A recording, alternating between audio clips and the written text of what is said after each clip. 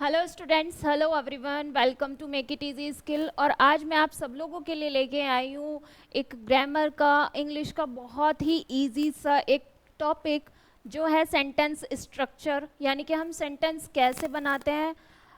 इसको देखते हैं आगे कि हम इसमें क्या क्या चीज़ें होती हैं, किस किस चीज़ को फॉलो करना होता है जब हम एक सेंटेंस बनाते हैं। ठीक है, तो सबसे पहले जो ये लिखा हुआ है sentence structure. What is sentence structure? Sentence structure क्या होता है? सेंटेंस स्ट्रक्चर को हम क्या कहते हैं? और सेंटेंस स्ट्रक्चर को हम कहते हैं सिंटैक्स।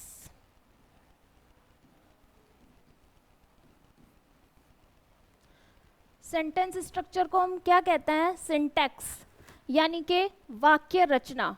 हम कैसे वाक्य, कैसे सेंटेंस बनाते हैं, कैसा हमें अपना वाक्य बनाते हैं, ये देखते हैं हम। जो ये बेसिक बेसिक पैटर्न है, ये सेंटेंस स्ट्रक्चर के लिए बहुत ही कंपलसरी होते हैं। विदाउट इसके हम कोई भी सेंटेंस नहीं बना सकते हैं। वो चाहे कुछ नियम होते हैं, ग्रामर में भी कुछ रूल्स होते हैं जिसके थ्रू ही हम कोई सेंटेंस बनाते हैं। तो ऐसे ही हम ये इंग्लिश में देखते हैं कि बेसिक पैटर्न कौन सा है जिसको हमें फॉलो ही करना होता है सेंटेंस बनाने के लिए।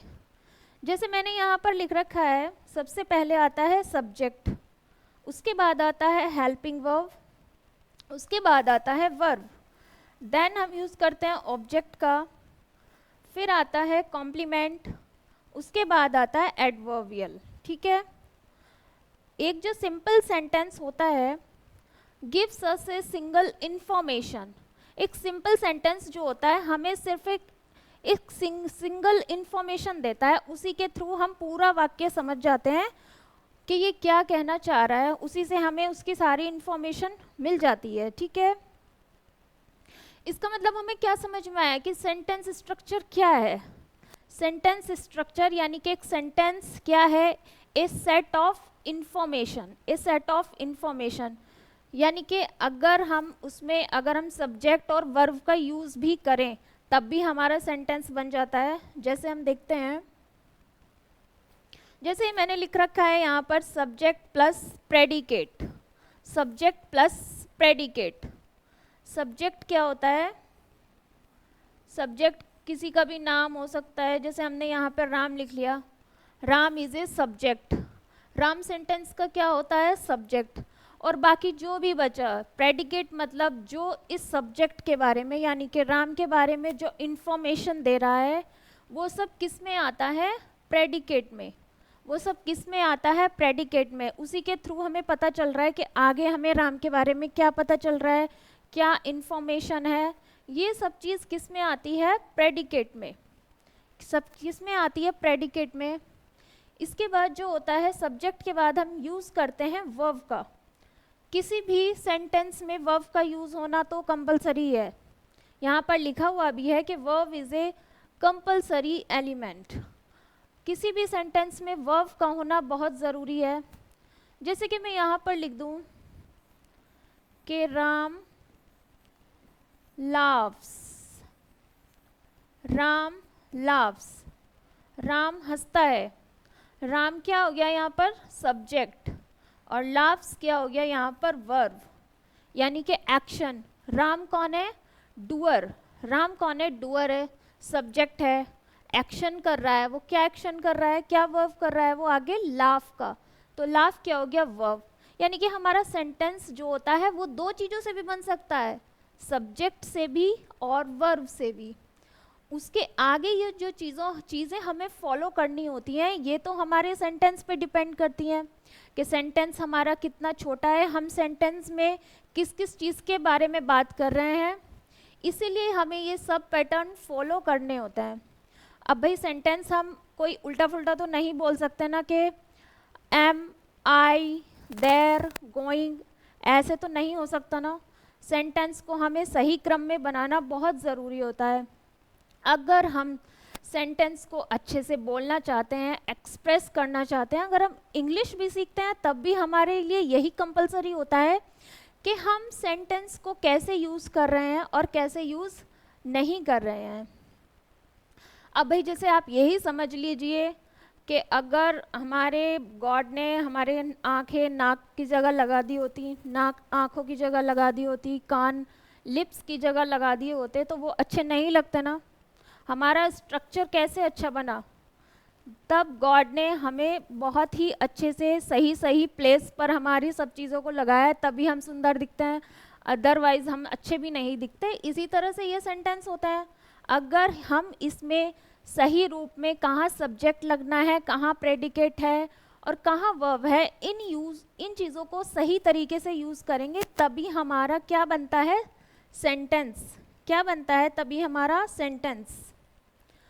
एग्जाम्पल में देखते हैं, जैसे राम वीप्स, राम रोता है, राम वीप्स, राम रोता है। राम क्या है, सब्जेक्ट, वीप्स क्या है, वर्ब।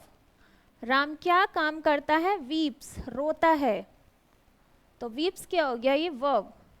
तो ये सेंटेंस सिर्फ दो ही चीज़ों से बना, सब्जेक्ट और वर्ब से। किन चीज़ों से बना, ये सब्जेक्ट और वर्ब से। सेकंड देखते हैं, मोहन इज रिच, मोहन अमीर है। इस सेंटेंस में कितनी चीज़ें फॉलो हुई हैं, अब हम यहाँ पर देखते हैं। मोहन क्या है, ये सेंटेंस, इज क्या है, रिच क्या है, ये वर्ब, रिच क्या है, ये वर्ब, इज क्या है, वर्ब सॉरी, रिच क्या है, ये कॉम्प्लीमेंट। कॉम्प्लीमेंट, कॉम्प्लीमेंट क्या होता है, कॉम्प्लीमेंट दो होते हैं, सब्जेक्टिव कॉम्प्लीमेंट और ऑब्जेक्टिव कॉम्प्लीमेंट। जब बात सब्जेक्ट के बारे में चल रही हो तब सब्जेक्टिव कॉम्प्लीमेंट, और जब बात ऑब्जेक्ट के बारे में चल रही हो तब ऑब्जेक्टिव कॉम्प्लीमेंट। ठीक है, यानी कि रिच कौन है, रिच कौन है यहाँ पर, मोहन। मोहन कौन है, रिच, यानी कि एक ही के बारे में बात चल रही है, इसके बारे में बात चल रही है सब्जेक्ट के। तो ये हमारा आगे जो हुआ ये कॉम्प्लीमेंट हुआ। तो ये बन गया हमारा sentence subject plus verb plus complement से। नेक्स्ट एग्जाम्पल देखते हैं, Hari plays chess, Hari chess खेलता है। यहाँ पर हमारा डूअर कौन है, सब्जेक्ट कौन है, यानी कि सेंटेंस का नाउन कौन है, हरी। वो क्या वर्ब कर रहा है, क्या काम कर रहा है, प्ले का, खेलने का। अब ये क्या है, ऑब्जेक्ट। चेस क्या है हमारा, ऑब्जेक्ट। ऑब्जेक्ट हमेशा किसके बाद आता है, वर्ब के। वर्ब के बाद हमेशा ऑब्जेक्ट आता है। ठीक है, यानी कि हमें ये इंफॉर्मेशन दे रहा है कि वो क्या खेल रहा है, मोहन या हरी, जो भी है, मोहन या हरी क्या खेल रहा है, यहाँ पर चेस खेल रहा है। ठीक है, क्या, और अगर किसी का आंसर मिले तो वो हमारा ऑब्जेक्ट होता है, और ऑब्जेक्ट हमेशा किसके बाद आता है, वर्ब के बाद। ठीक है, नेक्स्ट देखते हैं, रिंकी गेव मी ए कार, रिंकी ने मुझे एक कार दी। सब्जेक्ट क्या है यहाँ पर, रिंकी, गेव क्या है, वर्ब, मी क्या है, ऑब्जेक्ट, और ए कार क्या है, इंडेफिनिट ऑब्जेक्ट। यानी कि इंडेफिनिट ऑब्जेक्ट पहले आ गया और डेफिनिट ऑब्जेक्ट बाद में आया। ठीक है, रिंकी ने मुझे क्या दी, रिंकी ने मुझे एक कार दी। अगर ये कार के विषय में ये नहीं लिखा हुआ होता यहाँ पर तो हमारा सेंटेंस ये अधूरा रह जाता, यानी कि रिंकी ने मुझे क्या दिया, मुझे इस बारे में कोई इन्फॉर्मेशन नहीं है, लेकिन यहाँ पर बात क्या चल रही है, कार की। तो किसे दी कार, मुझे, ये भी ऑब्जेक्ट है और ये भी ऑब्जेक्ट है, लेकिन ये कैसा ऑब्जेक्ट है, डेफिनिट ऑब्जेक्ट, और ये इंडेफिनिट ऑब्जेक्ट। ठीक है, नेक्स्ट देखते हैं, सिया मेड सीता पियोन, सिया ने सीता को पियोन बनाया। ठीक है, यहाँ पर क्या पैटर्न फॉलो हो रहा है ये देखते हैं हम। सिया क्या है, सिया एक सब्जेक्ट है, वर्ब मेड है, सीता क्या है, ऑब्जेक्ट, क्योंकि सिया ने किसको पियोन बनाया, सीता को। और पियोन क्या है, ये कॉम्प्लीमेंट, पियोन क्या है, कॉम्प्लीमेंट। तो यहाँ पर जो रूल फॉलो हुआ वो कैसा हुआ, एक सेंटेंस बनाने के लिए सब्जेक्ट का, वर्ब का, ऑब्जेक्ट का और कॉम्प्लीमेंट का। नेक्स्ट सेंटेंस देखते हैं, Hari plays football in the ground, Hari ground में फुटबॉल खेलता है। यहाँ पर क्या स्ट्रक्चर फॉलो हो रहा है, यहाँ पर कैसे बनाया हमने ये सेंटेंस, हरी, हरी एक सब्जेक्ट हो गया, प्लेज एक वर्ब है, यानी कि वो क्या काम कर रहा है, खेलने का काम। Football object in the ground, ये इन द ग्राउंड क्या है, ये एडवर्बियल, इसको क्या बोलते हैं, और प्रीपोजिशनल। ये दो टाइप के होते हैं। अगर हमें ये पता चल रहा है कि यहाँ पर किस बारे में बात चल रहा है, कि ये कहाँ खेल रहा है फुटबॉल, ग्राउंड में, किस टाइम खेल रहा है, शाम को या सुबह को, ये जितनी भी एडिशनल इंफॉर्मेशन जो वर्ब के बाद आती हैं वो उसको क्या कहते हैं, एडवर्बियल। क्या कहते हैं, एडवर्बियल। ये दो टाइप की होती है, यानी कि प्रीपोजिशनल एडवर्ब और एडवर्बियल फ्रेज। यहाँ पर इससे पहले क्या लगा है, ग्राउंड से पहले इन, तो ये कैसा है, प्रीपोजिशनल एडवर्बल, प्रीपोजिशनल एडवर्ब। ठीक है, आई होप आपको इतना तो सब समझ में आ रहा होगा कि ये सेंटेंस स्ट्रक्चर कैसे होता है। अगर हमें सही ये पता है कि कहाँ कौन सा रूल, कौन सी चीज़ें फॉलो करनी है, कहाँ क्या लगाना है, कहाँ वर्ब लगाना है, कहाँ नाउन लगानी है, तो हम अपने सेंटेंस को बहुत ही अच्छे से डेकोरेट कर सकते हैं, बहुत ही अच्छे से स्ट्रक्चर कर सकते हैं, ताकि आगे कोई गलती भी ना हो ऐसी, और हम अगर गलती हो भी तो हम उसे समझ जाएं कि हमने कहाँ पर ऐसी कोई गलती की है। ठीक है, अब हम देखते हैं टाइप्स ऑफ सेंटेंस। सेंटेंस के कितने टाइप होते हैं। फर्स्ट देखते हैं डेक्लेरेटिव सेंटेंस। इसमें क्या होता है, मेक ए स्टेटमेंट और expression an opinion and usage a full stop. इसमें एक स्टेटमेंट और एक्सप्रेशन और आपकी ओपिनियन को फॉलो किया जाता है, and usage a full stop, और इसमें फुल स्टॉप का यूज़ होता है। सेकंड होता है इम्पेरेटिव सेंटेंस। इम्पेरेटिव सेंटेंस क्या होते हैं, गिव से कमांड, आदेश देना, और मेक से रिक्वेस्ट, या फिर प्रार्थना करना, किसी को आज्ञा देना, प्रार्थना करना। जैसे कि यहाँ लिखा हुआ है प्लीज़ गो देयर, कृपया वहाँ जाइए, प्लीज़ कम हियर, कृपया यहाँ आइए, गो देयर वहाँ जाइए, सिट हियर यहाँ बैठिए। इस तरीके के जितने भी सेंटेंस होते हैं वो सब किस में आते हैं, इम्पेरेटिव सेंटेंस, इम्पेरेटिव सेंटेंस में आते हैं।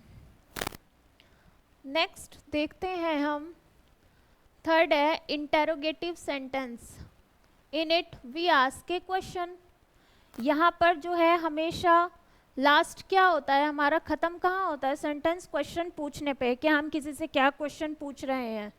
ठीक है, जैसे यहाँ पर लिखा हुआ है will you go there tomorrow, will you go there tomorrow, क्या तुम कल वहाँ जाओगे। इंट्रोगेटिव, इसमें क्वेश्चन पूछा जा रहा है, क्या तुम कल वहाँ जाओगे। Can you purchase a car for me, क्या तुम मेरे लिए एक गाड़ी खरीद सकते हो। तो इस तरीके के जितने भी सेंटेंस होते हैं जिनसे हमें क्वेश्चन का पता चलता है, यानी कि हमसे क्वेश्चन पूछा जा रहा है, किसी से क्वेश्चन किया जा रहा है, तो वो सब सेंटेंस कैसे होता है, interrogative sentence, interrogative sentences. Number 4 जो है वो है एक्सक्लेमेटरी सेंटेंसेस। एक्सक्लेमेटरी सेंटेंस क्या होता है, जिन्हें हिंदी में बोलते हैं हम विस्मयादिबोधक वाक्य। It express high emotions, it expresses high emotions. इसमें हाई इमोशंस को एक्सप्रेस किया जाता है, जैसे ओ लॉर्ड। सही पहचान तो इसकी क्या होती है, एक्सक्लेमेशन मार्क क्या होता है, ये लगा के नीचे डॉट लगा दिया जाता है। जैसे मैं बोलूँ ओ लॉर्ड, ओ भगवान, इसमें क्या प्रकट किया जाता है, और ग्रीफ, सोरो, हैप्पीनेस, जॉय, ये सब वर्ड्स जो होते हैं ये किससे रिलेटेड होते हैं, एक्सक्लेमेटरी सेंटेंस में आते हैं ये सारे वाक्य। और इसका जो मुख्य पहचान होती है वो क्या होती है कि यहाँ पर ये लगाकर हम नीचे डॉट लगा देते हैं, तो हमारा वाक्य एक्सक्लेमेटरी वाक्य कहलाता है। ठीक है बच्चों, आपको ये सब चीज़ें तो समझ में आ रही होंगी कि सेंटेंस स्ट्रक्चर क्या हुआ, सेंटेंस स्ट्रक्चर के लिए हमें किन किन चीज़ों को फॉलो करना होता है। अब आप देखेंगे जैसे कि हम कौन कौन से सेंटेंस बनाते हैं किस किस टाइप के, जैसे कि सिंपल सेंटेंस, सिंपल सेंटेंस होते हैं और कॉम्प्लेक्स सेंटेंसेस होते हैं। कॉम्प्लेक्स सेंटेंस होते हैं, कंपाउंड सेंटेंस होते हैं। कंपाउंड सेंटेंस नंबर 4 है compound complex compound complex sentences. Compound complex sentences, ये 4 टाइप के सेंटेंस होते हैं, जिसमें भी हम अब आपको मैं आगे बताऊंगी कि इन सब सेंटेंस में कैसे ये रूल सेंटेंस स्ट्रक्चर का फॉलो किया जाता है और इनमें क्या क्या चीज़ें आती हैं।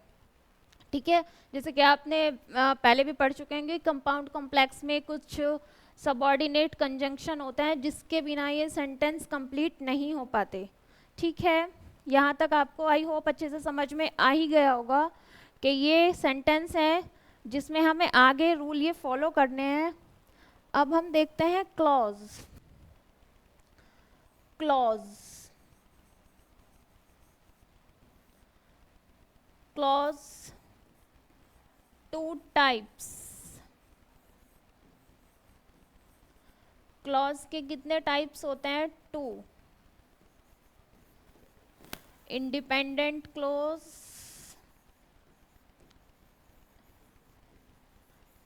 Independent clause and dependent clause. Independent clause and dependent clause. Independent clause कौन से होते हैं? इंडिपेंडेंट, जैसे कि नाम से ही पता चल रहा है कि ये आज़ाद है, ये स्वतंत्र हैं, इनके ऊपर कोई किसी का भी कोई कोई बेचारे ये किसी से भी कोई इनसे संबंध नहीं है। ये सेंटेंस अपने आप में पूर्ण होते हैं, इनको ये किसी पर डिपेंड नहीं करते हैं, ये अपने आप में पूर्ण होते हैं। एक ही सेंटेंस में हमें पता चल जाता है कि ये सेंटेंस में क्या कहने की कोशिश कर रहा है। तो वो कौन से टाइप के होते हैं? इंडिपेंडेंट क्लॉज कहते हैं उन्हें। ठीक है, नेक्स्ट है डिपेंडेंट क्लॉज। डिपेंडेंट क्लॉज नाम से ही पता चल रहा है कि डिपेंडेंट का मतलब क्या है कि किसी के ऊपर निर्भर रहना, यानी कि एक सेंटेंस जो होता है वो दूसरे पर डिपेंड करता है, उसके बिना एक सेंटेंस अधूरा रह जाता है। जैसे कि मैं बोलूँ while I am doing this, जबकि मैं कर रही हूँ, इसके आगे क्या सेंटेंस है हमें कुछ नहीं पता है। ठीक है, तो ये 2 टाइप के क्लॉज जो होते हैं, ये मैं आगे आपको बताऊंगी कि इंडिपेंडेंट क्लॉज में कौन कौन से वर्ड आते हैं, डिपेंडेंट क्लॉज के सेंटेंस कैसे बनते हैं। ठीक है, अभी भाई ये एक छोटा सा लेक्चर है ताकि आपको सेंटेंस के बारे में कुछ इन्फॉर्मेशन मिले, आपको सेंटेंस स्ट्रक्चर के बारे में जानकारी मिले और आपको सेंटेंस के पहले टाइप भी पता चल जाए कि कौन कौन से टाइप के सेंटेंस होते हैं और क्लॉज कितने टाइप के होते हैं। ठीक है, ताकि आप आगे कंपाउंड कॉम्प्लेक्स सिंपल सेंटेंस ये सब आसानी से बना सकें। ठीक है, आपके लिए आज लेक्चर इतना ही, ताकि आपको कोई बोरियत भी फील ना हो और आगे आप मेरी क्लास को और एंथुसियास्टिक होके अच्छे से, ठीक है, अच्छे से वीडियो देखेंगे। ठीक है बच्चों, तो आज आप सबके लिए सिर्फ ये एक छोटा सा टॉपिक था सेंटेंस स्ट्रक्चर का। आगे मैं इसको पार्ट 2 में इसको कंप्लीट करूंगी कि इसको हम कंपाउंड और कॉम्प्लेक्स में कौन कौन से सेंटेंस आते हैं, कौन कौन से वर्ड्स आते हैं जो इनको ज्वाइन करते हैं और हम अपना सेंटेंस बनाते हैं। ठीक है बच्चों, तो आज आप सब लोगों के लिए इतना ही। Thank you so much for watching it. Okay bye.